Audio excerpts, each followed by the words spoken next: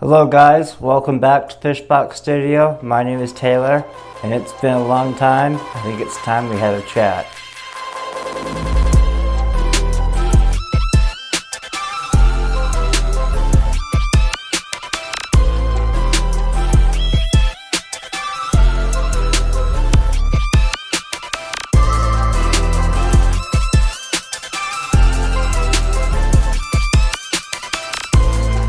Alright guys, so welcome back. I know it's been a long time. I've been really busy with school, I'm sorry. But hey, summer break means more video content. This is great. I'm free, at least for now. But yeah, I'm sorry, it's been a while. Unfortunately, I get really busy with school and I have a life outside of YouTube, so it's just as simple as that, unfortunately.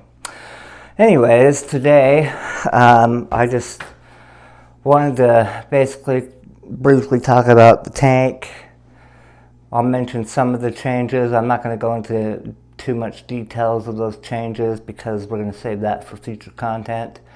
My goal today is to actually talk about the future, or at least the future goals for this summer and what I plan to do with this channel. But before we do that, let's just take an up close look at the tank. I'll give you some minor details about it, nothing major, and we'll go from there. Alright guys, so this is the tank. A lot has changed since you've been gone. A lot's changed. Anyways, so we got some Limnophilia aromatica. It's a really nice pretty plant, it's supposed to be green and feathery with some pink stems and underleaves. It's not quite there yet. I'll explain why this isn't looking the best right now in a little bit. We got Rotala bonsai. This is probably the best plant in the tank so far.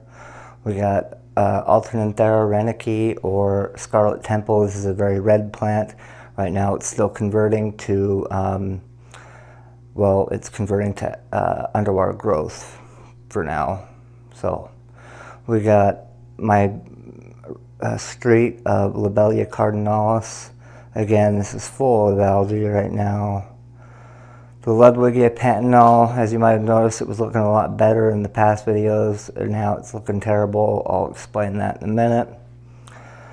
Golden Nisea, we only got two good looking stems, this one and this one. Again, it's covered in algae on the bottom. Hygrophilia corymbosa, easy plant, another one of the good looking plants. It's still got some immersed growth right about here that's starting to shed off. That'll go away here soon. We got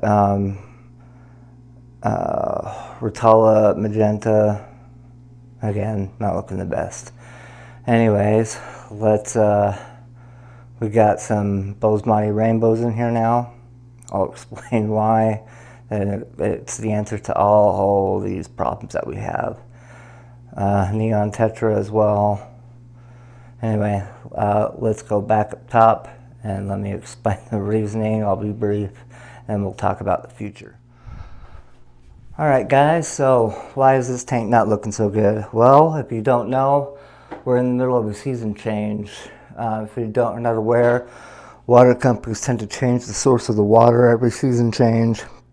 It happens and it changes the chemistry of the water.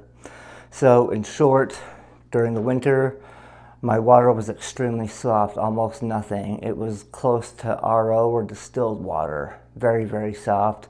That pantanal that I showed you loved that water, and it's a very, very difficult plant. Well, now that we're in summer, we're starting to shift from the melting snow kind of water to the water that comes from the lakes and the rivers and the ground. And then, well, it comes out harder. It's not super hard, but it's harder, moderately hard. Has some more calcium and magnesium in it. And just in general harder, hence why the pantanal is turning green and looks very leggy and long. And it's also why we're in rainbows fish now. Had angelfish. I sold those to the fish store. that it's a whole can of worms that I'm not going to go into detail about. Anyways, that's also why the tank isn't looking the best. Because of the change in the water, the plants have to readjust and readapt.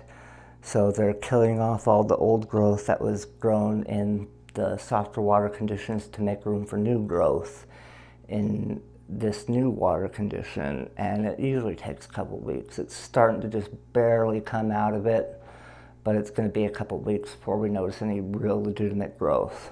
Anyways, so today I'm thinking we talk about the future and what my goals are for this summer. For this summer, my goals are very simple. Rather than doing updates on this tank every day or every week, it's getting kind of old. I'm thinking we're going to start moving towards some more educational videos and how-to videos. I want to show you guys, I want to start doing things like species profile, where we'll talk about a specific fish that might be common, and I'll give you my advice of how to raise it, how to make it healthy, how to keep it. We're going to talk about things like plant profiles. I want to show you how to grow these plants, not just the plants I have here, but other plants that I have experience with. I want to do the really easy ones, and I want to get into the really complex and hard ones that you might not know about, like that Ludwigia pantanal, for example, or the golden Nisea, for example. I want to show you guys how I grow that kind of stuff and how to have success with it, so maybe you can have success too.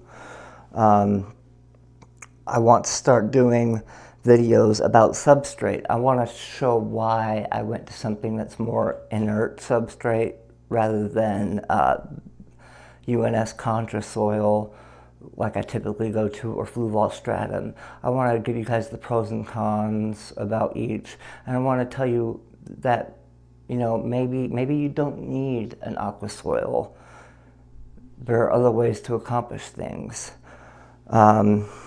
We have a new autodoser in here that you might have saw from a past short film. Well, that was because I'm no longer doing fertilizers like Easy Green or Apt E that are all in one. I'm now doing powders, as a matter of fact. Here's a few of them. Now all the fertilizers I need for plants are all in their individual powderized form. This is potassium nitrate, for example. Now I'm making my own fertilizer. And let me tell you, this saves me a ton of money, and it can last for a very, very long time. I want to show you guys my experience with that kind of stuff. To make, I know the economy isn't the best right now, and having a high-tech tank like this seems like completely out of reach because it's a lot of money. I want to show you guys how to make it cheaper. I want to show you guys what you can do to lessen the blow to your wallet, so you don't have to spend loads and loads of money for the most high-end stuff. Fertilizer is one of the ways you can accomplish that. So is substrate. And that's my goal mostly for this summer, is we're going to get more into the nitty-gritty of things. I want to show you guys the how and the why. My goal with this channel overall is to inspire the intermediate hobbyists. I'm not looking for the beginners. Beginners are definitely welcome. So are experts. I don't know. But my main goal is I want the people that maybe you've kept a fish tank or an aquarium and you're ready to take it up to that next level. You want to start having a bunch of plants. You want to start having the high light and the high CO2. And believe me, when you start taking it up to that level, things get a lot more complicated. But it doesn't have to be complicated. I want to show you guys more of what my tastes are and what I like. I like Dutch-style aquariums. That's my passion. This is not a pure Dutch-style tank. This is what we call a Dutch inspirational style, because Dutch style is very rules-driven in comparison to like a nature style that you might be familiar with.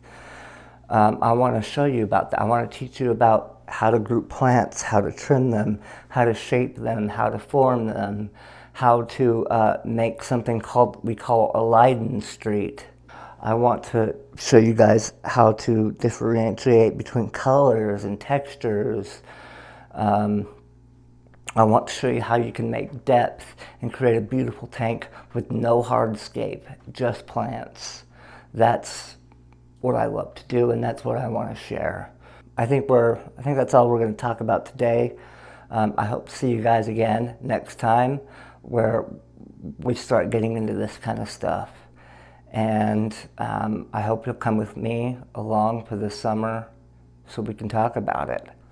Thank you guys for watching and for joining me today. My name is Taylor from PhyshBox Studio. I'll catch you guys next time.